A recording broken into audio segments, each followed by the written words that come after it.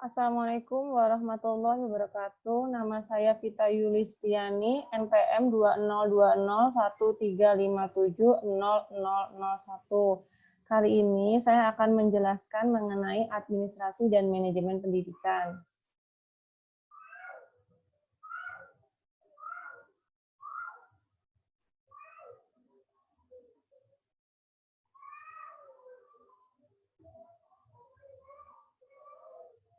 Administrasi dan manajemen pendidikan. Apa sih perbedaan dari administrasi dan manajemen pendidikan? Garis batas antara administrasi dan manajemen sangat tipis. Mereka kelihatan serupa tetapi sangat berbeda satu sama lainnya. Administrasi berarti proses pengelolaan keseluruhan organisasi secara efektif. Manajemen adalah tindakan menyelesaikan pekerjaan melalui yang lainnya. Kita sering bingung antara keduanya, namun titik perbedaan utamanya antara keduanya adalah administrasi di atas manajemen. Menurut pendapat saya, apabila tidak ada administrasi, maka tidak ada manajemen. Kenapa? Karena kalau tidak ada proses, maka tidak ada tindakan.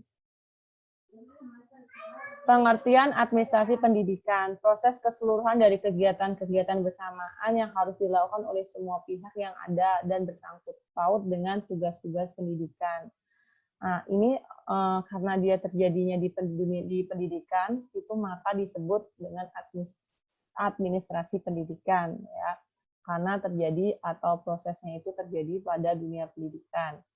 Administrasi meliputi kegiatan perencanaan, pengorganisasian, pengarahan, dan pengawasan.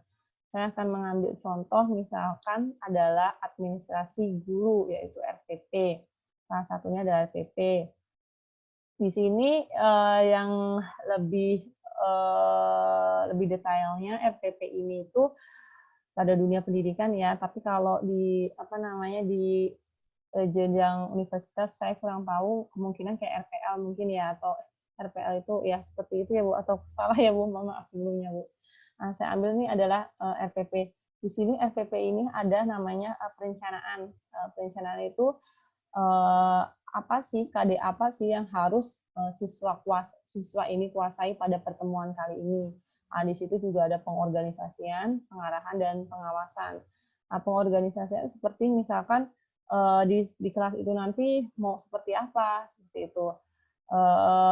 Maksudnya siswa itu mau bentuknya mau gimana, atau mau bentuknya dia berkelompok, atau mau di organisasi di individual, atau bagaimana, di situ juga tercantum, karena di RPP itu di situ berisi semuanya, ada perencanaan, ada tindakannya, begitu kan, terus di situ juga ada pengarahan.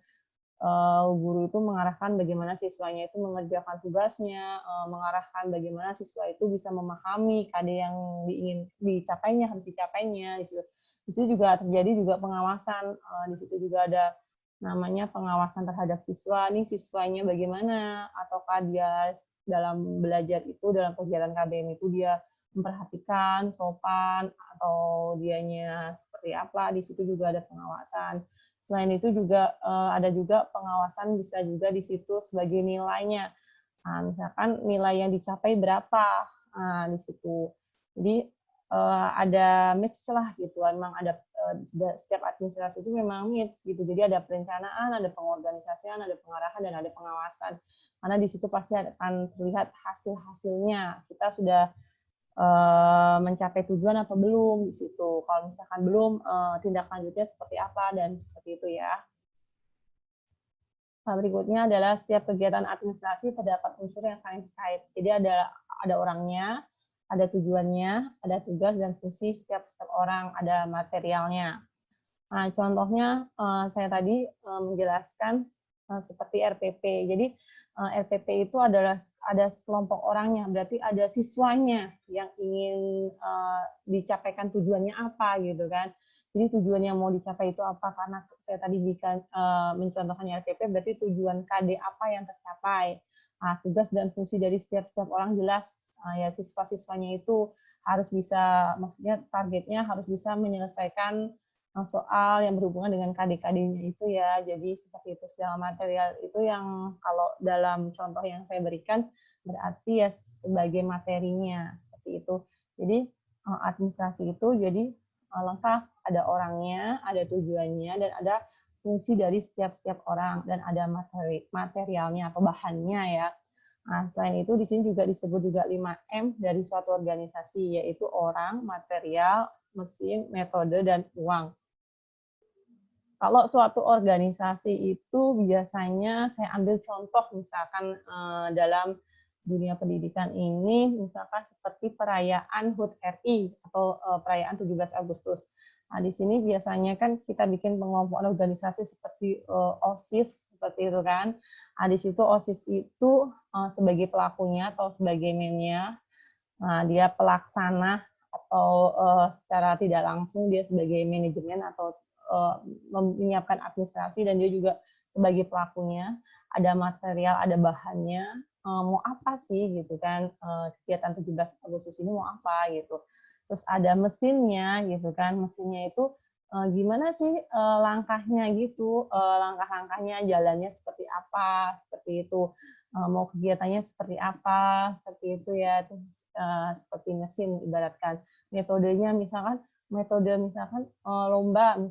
lomba balap karung, itu yang dinilai seperti apa, kita pakai menentukan juara, siapa pemenangnya, siapa ada berapa lomba, ada ininya juaranya ada berapa, di situ bisa kita simpulkan sebagai metode. Sedangkan money atau uang bisa kita ibaratkan seperti reward atau hadiah untuk para pemenang. Jadi memang suatu organisasi itu memang berhubungan dengan uang, material, mesin, metode, dan uang atau money, ya kan.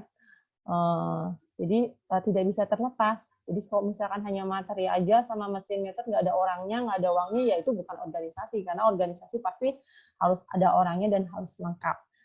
Semoga penjelasan saya ini bisa bermanfaat. Kurang lebihnya saya mohon maaf.